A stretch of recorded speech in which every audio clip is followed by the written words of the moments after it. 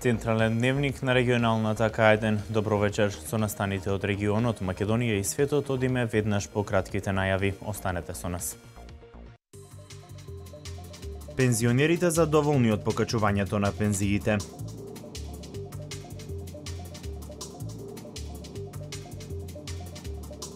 Велешани во исчекување на официјалното отпочнување со работа на првата германска инвестиција во индустриската зона Караслари. Продолжи судењето на трикратниот убиец од Кавадарци Тони Станоев.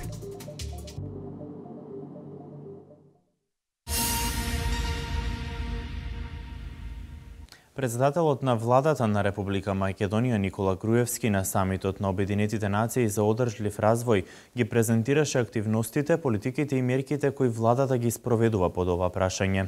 Воедно со своето обраќање искажа поддршка за универзалната агенда за намалување на сиромаштијата и подобрување на благосостојбата на граѓаните. На самитот на Обединетите нации за одржлив развој вчера свое обраќање имаше председателот на владата Никола Груевски.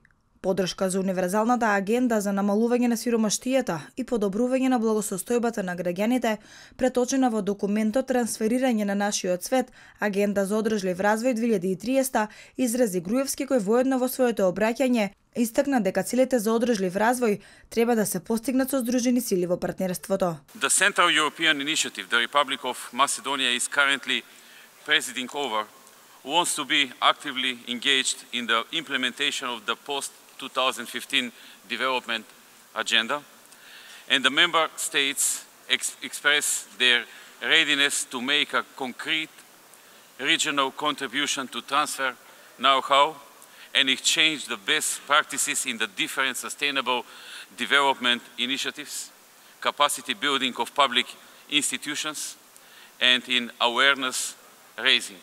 Груевски ја изрази активната партиципација на нашата земја и работата на столбовите на одржливиот развој, кои значат комплетирани активности за поддршка на социјално ранливите категории и поттикнувањето на вработувањата. We increased social transfers for socially vulnerable persons by over 50%. Special financial benefits were introduced and increased for the vulnerable categories, especially for children without parental care. And we exempted the private sector employers from payroll taxes for their employment for a period of 5 or more years. As a result of foreign investment and support for the private sector, unemployment in our country was reduced by over 11 percentage points.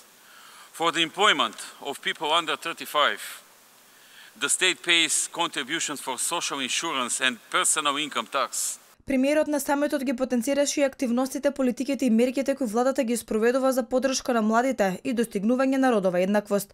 Од неодамна се воведоа Кембридж наставните програми за математика и природни науки, обезбеден е компјутер за секој дете во основните и средните училишта, како и борбата за елиминирање на сите форми на насилството против жените и девојките, особено за стопирање на трговијата со бело робје, за што добиени се највисоки оценки од релевантните меѓународни институции.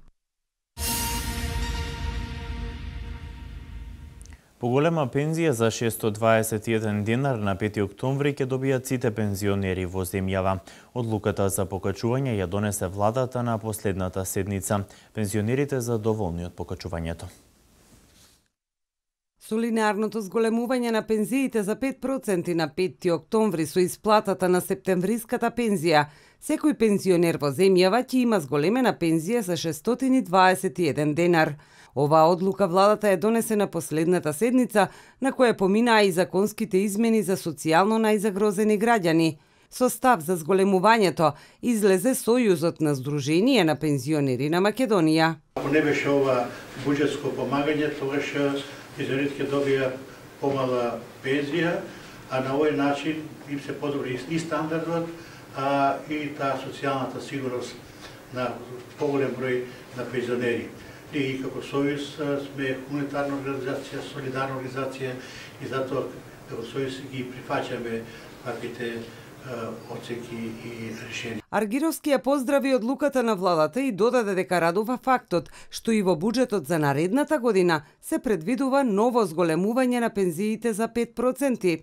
Ова не е прво зголемување на пензиите, тоа се случува од 2006 година. Со што зголемувањето вкупно досега од 2006-та, заклучно со октомври месец оваа година, на просечната пензија изнесува 70,3%, односно од 7.683 денари, колку што изнесувала во 2006-та, во октомври ќе изнесува 13.085 денари. Во октомври 2016-та ќе бидат исплатени по 650 денари зголемени пензии за сите пензионери во Република Македонија. Како што рече вице-премиерот и министер за финансии Зоран Ставрески, средствата кои се потребни за тоа се обезбедени во буџетот. Доколку пак идната година има инфлација, владата ќе ја разгледа можноста покрај линеарното зголемување да се применува законот за усогласување на пензиите.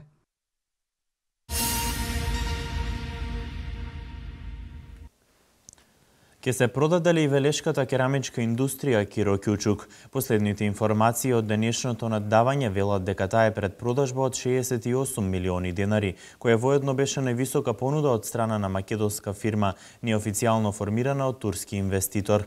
Дали оваа фабрика, која некогаш беше една од најголемите во градот, ке се продаде и дали понудената цена ќе биде прифатена, ќе одлучи собранието на акционери закажано за 2 седмици, кој ќе се одржи во основниот суд во Велес. Циглана се продаваше без почетна вредност, а имотот во кој влегуваат градежни објекти, машини и опрема, инвентар, транспортни средства е проценет на 226 милиони денари. Маркарт ја враќа надежта кај велешани за полесно доаѓање до работно место, но и враќање на стариот индустријски сјај на градот. Во Караслари, покрај фабриката на овој германски инвеститор, уште една компанија е во интензивна градба на нови производствени капацитети. Се бројат деновите кога и официјално ќе започне да работи германската фабрика Маркарт во индустријската зона Каласлари. Оваа компанија за велешани е можност за вработување, но и почеток на враќање на некогашниот индустријски сјај на градот. Мислам дека ќе има. Затоа и Груевски запинјат младите да се да работат, да има работа за сета младина. Инаку ние стариве пензионери ослободуваме местото да работат младите. Не знам, тешко. Спрема ситуација како што се развива, мора да има. Треба да има и ќе има. Покрај отворените работни места, жителите од село Каласлари почнуваат да ги чувствуваат и индиректните бенефити од изградбата на индустријската зона. Граѓаните на Каласлари се задоволни затоа што земјиштето претходно им вредеше 1 евро квадрат, сега се продаваат парцели по 11, по 12 евра квадрат, цена што не е за подценување ни во самиот град Велес, каде што нивните ниви добија исклучително голема цена во однос на претходно. Покрај Караслари во Велес функционираат индустријските зони УЗУС 1 и УЗУС 2, Речани 1 и 2. Големи очекувања велешани имаат и од изградбата на индустријската зона Мамутчево, која се предвидува да биде најголема и која веќе има заинтересиран инвеститор.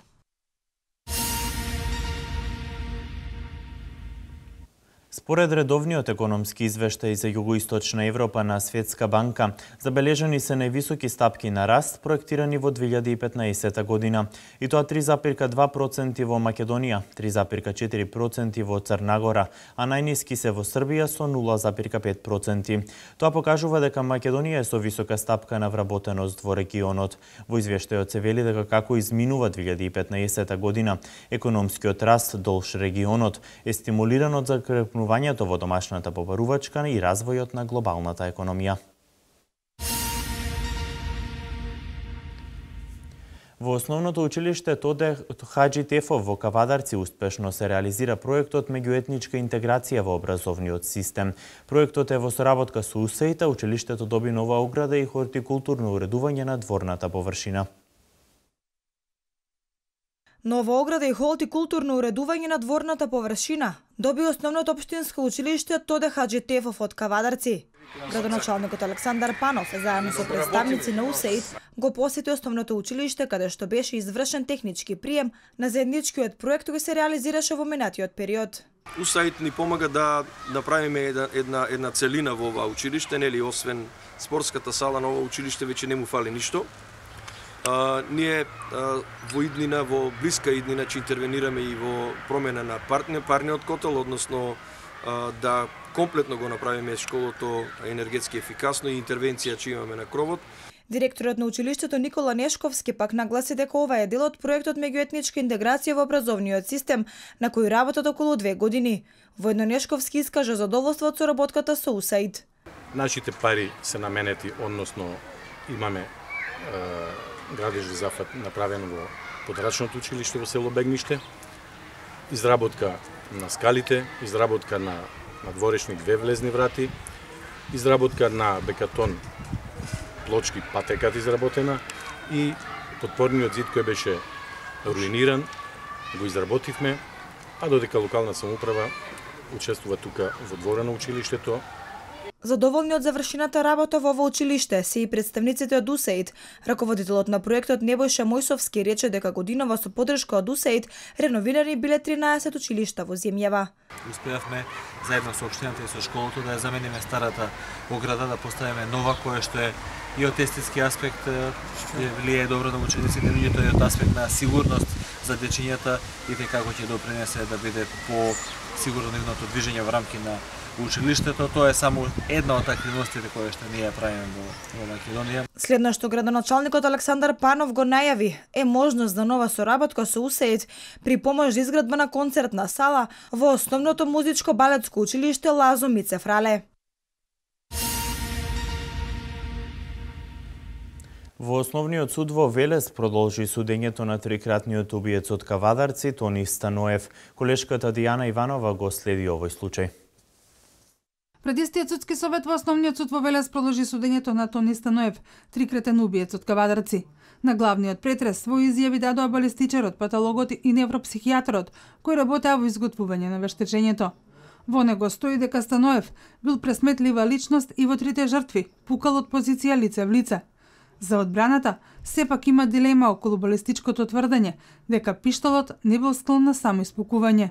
Сем во еден дел околу тоа да наведената марка пиштол не е склона на само испалување. Лично имав многу одбрани каде што имаше и то професионалци задолжени со оружје, зборувам полицајци кои што извршија убиства и самоубиства со истата марка на пиштол. Токму поради самоиспалувањето, склоноста на самоиспалувањето. За семејството случајот е многу јасен. Станува збор за ладнокрвно убиство. Очекуваат наредното рочиште да има и пресуда.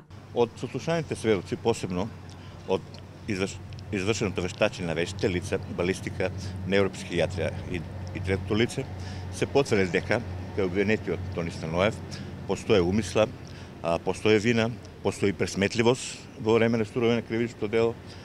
И сметаме дека од дадените изјави денеска на вештите лица, дека на 19 ќе се заврши оваа судска постапка.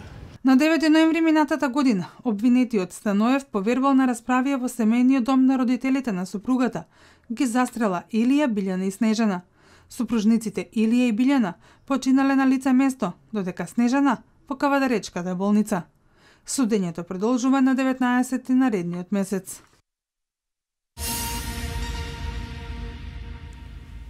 Одржан првиот состанок за буџетски форум во Демиркапија. 33 представници од целните групи се запознаа со начинот на спроведување на форумскиот процес за подготовка на буџетот на општината за 2016 година. Во општина Демиркапија, во просториите на Центарот за едукација и вмрежување во туризмот Ценет, се одржа првиот состанок за буџетски форум. Модераторот, комодераторот и раководителот на секторот за финансии од општина Демиркапија ја одржаа средбата со повеќе целни групи. На состанокот учествуваа 33 представници од целните групи од Демиркапија, каде од страна на модераторот на буџетскиот форум беше објаснет начинот на спроведување на форумскиот процес за подготовка на буџетот на општината за 2016 година, кој ќе се подготвува со одржување на 5 форумски сесии. На овие форумски сесии, граѓаните ќе можат да се запознаат со приходите и расходите на буџетот, можноста за зголемување на приходите на општината и да учествуваат во определување на приоритетните проекти за реализација од буџетот во наредната година.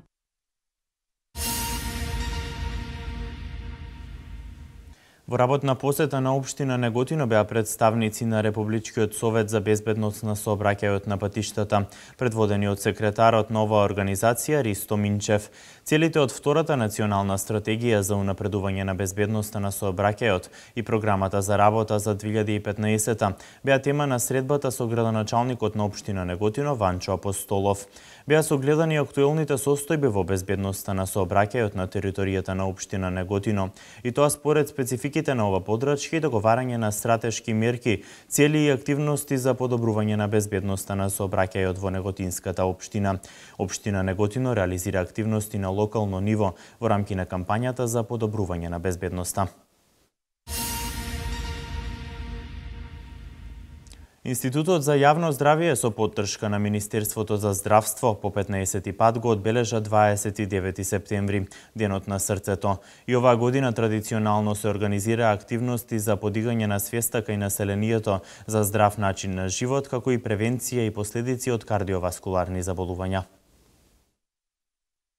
Секоја година кардиоваскуларните болести се причина за 17,3 милиони случаи на прерана смрт во светот. Податоците велат дека во 2010 година стапката на морталитет од болести на циркулаторниот систем на 100.000 население се движела од 113,9 во Франција, 119,1 во Израел, 370,8 во Хрватска, 553 во Македонија, 621,7 во Бугарија, 732,7 во Украина и така натаму. Ова се проектирани бројки од Светската здравствена организација. Практично се зборува за една епидемија на кардиоваскуларни заболувања. Светската здравствена организација има направено една проценка анализа во која што зборува дека негде во 2030 година вкупниот број на луѓе кои што ќе починат во светот од кардиоваскуларни заболувања ќе биде 24 милиона. Институтот за јавно здравје со поддршка на Министерството за здравство традиционално организира активности за подигање на свеста кај населението за здрав начин на живот и превенција од ризик факторите кои доведуваат до кардиоваскуларни заболувања и последици од нив. Самот начин на живење, начинот на исхрана, начинот на однесување може битно да делува врз намалувањето на морбидитетот. Со самото тоа ќе има помал број на заболени, помалку пари ќе се користат во рамките на лечењето на тие болни, како и помалку ќе имаме луѓе инвалиди кои што државата, друштвото треба да води сметка бидејќи они како инвалиди не ќе бидат во состојба да работат. Оваа година, денот на срцето, 29 септември, се одбележува под мотото "Избори се за здраво срце за секого, секаде". Воената делегација на Македонија од утре во посета на Соединетите Американски држави. Фондот за здравствено осигурување од 1 октомври отвара кол центар за хронично болните. Вестите од Македонија во продолжение.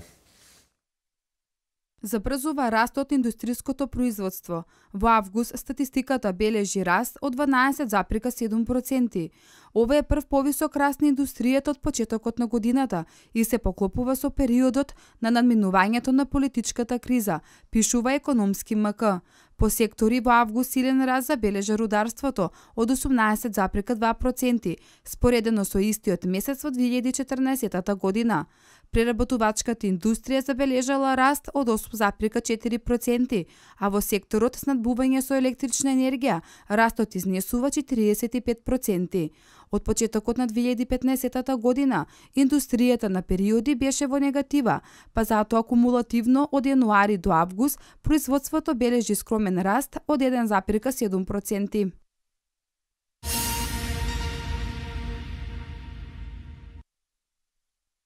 Министерот за одбрана Зоран Јолевски, началникот на Генералштабот на армијата на Република Македонија, генерал подполковник Методи Величковски и делегација од Министерството и од армијата од утре ќе престојуваат во неколкудневна посета на Соединетите Американски држави. Во рамки на посетата, министерот Јолевски ќе учествува на самитот посветен на мировните операции, што се одржува на маргините на Генералното собрание на Обединетите нации во Њујорк. Ќе оствари средби со повеќемина представници на Американскиот конгрес, на кои ќе се презентираат аргументите зошто Република Македонија заслужува да биде дел од НАТО. Како што информираат од Министерството за одбрана, во рамки на посетата, генералот Величковски ќе оствари средба и со генералот Пол Селва, заменик председавач на Сдружените сили на САД. Во рамки на посетата на Соединетите американски држави, високата војна делегација од Македонија ќе ја посетат и Националната гарда на Вермонт, која е партнер на армијата на Република Македонија.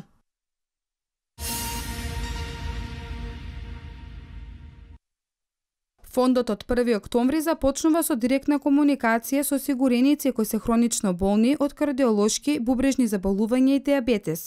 Комуникацијата ќе се одвива преку кол центар во фондот со телефонски јавувања за повозрастните и SMS пораки и пошта за помладите, кои ќе бидат потсетувани кои прегледи треба редовно да ги прават.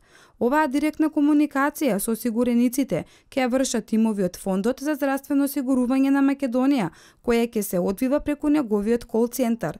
Директорот на фондот Сашо Стефановски истакна дека проектот на владата Фондот се грижи за хроничните болни предвидува вклучување на вработените од фондот во грижата на хронично болните, кои одлучиле да го почнат порано од предвиденото, бидејќи се исполниле дел од потребните предуслови.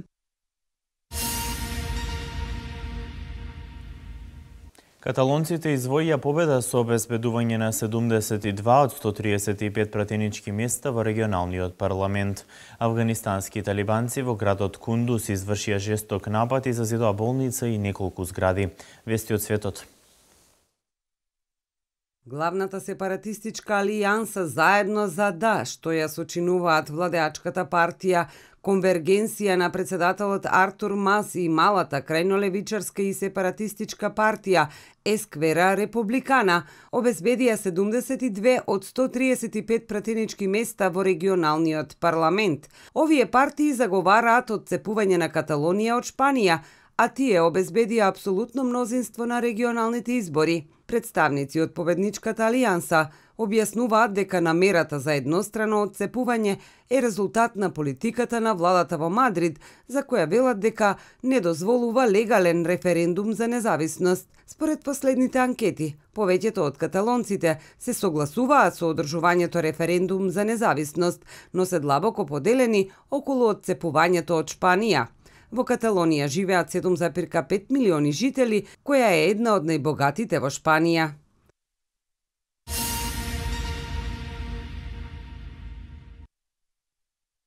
Бегалците кои успеале да стигнат во Финска си одат од таа земја, затоа што таму било многу студено и здодевно. Можам да му порачам на цел свет дека ја мразам Финска. Нема чај, нема ресторани, нема барови, нема никој на улиците, само автомобили. Ова го изјавил еден од бегалците кој патувал 750 километри до Финска, а потоа уште толку назад до преминот Торнио кон Шведска, бидејќи мигрантите без соодветни документи не можат да ги користат траектните линии меѓу Хелсинки и Стокхолм. Поголемиот дел од бегалците се од Ирак. Тие во Шведска изминатите недели влегуваат преку преминот Хепаран-Торнио, 1 час возење од далеченост од поралниот круг. Барањата за азил во Финска според тамошните власти истекуваат, затоа што барателот или се откажал, или пак исчезнал.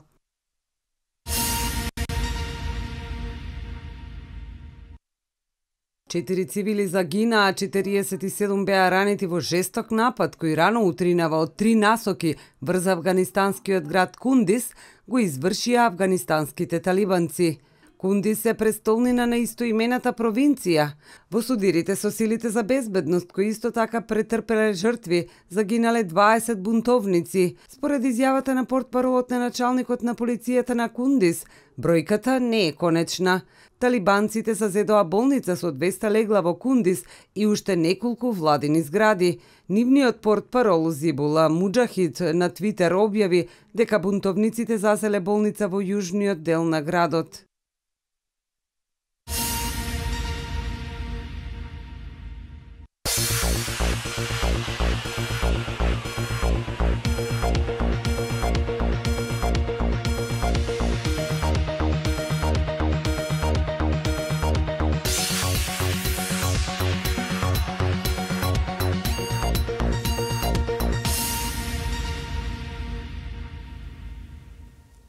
Во регионалното дерби од третата фудбалска лига Југ, Вардар од Неготино славеше против Тиквеш од Кавадарци.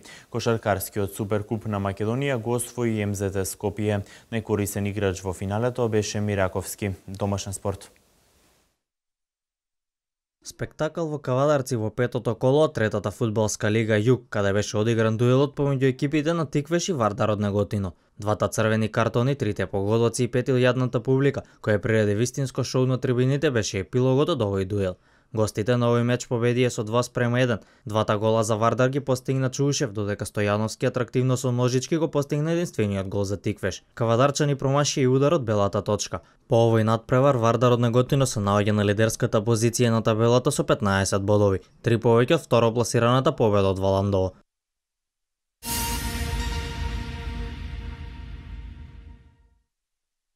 Викендов во Охрид беше одигран кошаркарскиот суперкуп на Македонија. Во финалниот надпревар се сретна екипите на МЗТ Скопје и Работнички. МЗТ триумфираше со 81:62 и ја освои првата титула во новата сезона. Марко Симоновски беше најдобар стрелец на надпреварот со 17 постигнати погодоци. Иако екипата на Работнички загуби, сепак за најкорисен играч на мечот беше избран нивниот најдобар стрелец Димитар Мираковски, кој постигна 16 погодоци. Новата сезона во кошаркарската прва лига на Македонија започнува на 10 октомври.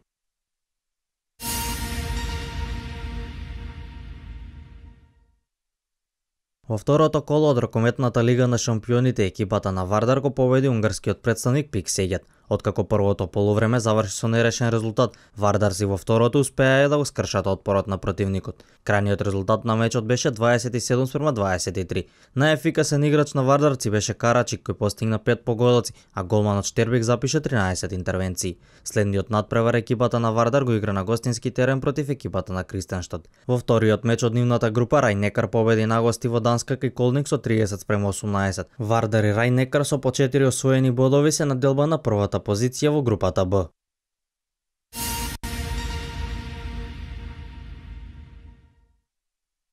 По неуспехот на кошаркарската репрезентација на Европското првенство, Федерацијата воведува нови промени при изборот на репрезентативците во помладите категории. Малинков, Димитриевик и Мирковски се разрешени од функцијата селектори на репрезентациите до 16, 18 и 20 години. За следните надпревари во овие категории играчите ќе бидат бирани со консензус од 3-члена комисија во која ќе бидат спортскиот директор на Федерацијата и координаторите во машки и женска конкуренција. Покрај ова на состанокот на управниот одбор, првиот човек на Федерацијата Петар Нумовски го оправда именувањето на Србиновски за селектор на репрезентацијата, за кој кажа дека главен фактор за неговиот избор било претходното искуство како дел од стручниот штаб на Евробаскетот во Литванија, каде што Македонија го постигна најдобриот успех во историјата на европските првенства.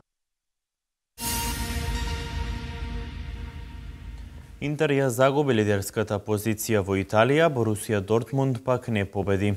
Перо Антик го освои купот во Задар со тимот на Фенербахче. Вестите од меѓународниот спорт во продолжение. Во англиската премиер лига вчера беше одигран само еден надпревар. Watford на домашен терен загуби од екипата на Кристал Палас минимално со 1:0. Со мечот Вест Бромвич Евертон вечерва ќе биде комплетирано седмото коло. По одличниот старт на Борусија Дортмунд и уште еднаш ремизира, овој пат на домашен терен против Дармштад. Мечот заврши со резултатот 2:2. И вториот дуел во германското првенство заврши без победник, а Айнтрахт и Херта одигра 1:1. Во италијанското првенство пак во дербито на колото Фиорентина ја превзема лидерската позиција на табелата, победувајќи го Интер на гостински терен со убедливи 4:1. Ова е прв пат по 1999 година виолетовите да се лидери на табелата во Италија. Во останатите надпревари Лацио со играч помалку славеше кај Верона со 2:1, а Милан загуби од Дженова минимално со 1:0. Со надпреварот помеѓу Реал Сосиедад и Атлетик Билбао, кој заврши без голови, беше комплетирано шестото коло во шпанското првенство. Претходно Бетис славеше против Хихон со 2:1, а Ла Коруња и Гетафе со 3:0 беа поуспешни од Еспањол односно Леванте.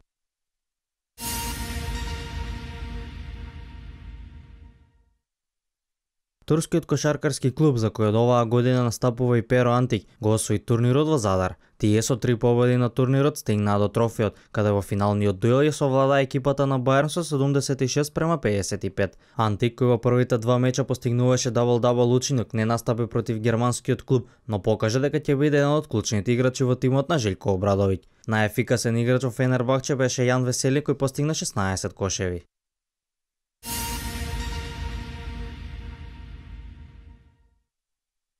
Во 41-то издание на Берлинскиот маратон во машка конкуренција победи кенијецот Елуид Кипчоги. Тој за време од 2 часа 4 минути и 1 стотинка ја истрча патеката, што воедно представува и најдобро негово постигнување на овој маратон.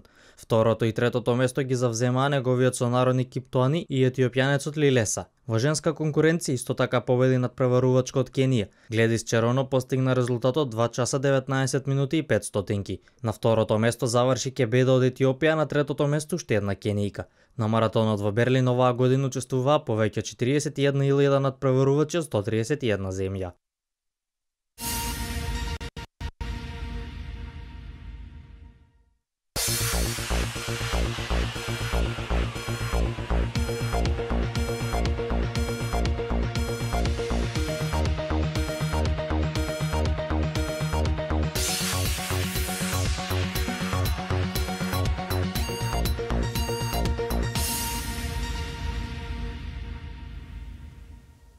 Денеска времето умерено облачно и ветровито со повремени сончеви периоди. Слично време не очекува и утре. Еве ги деталите.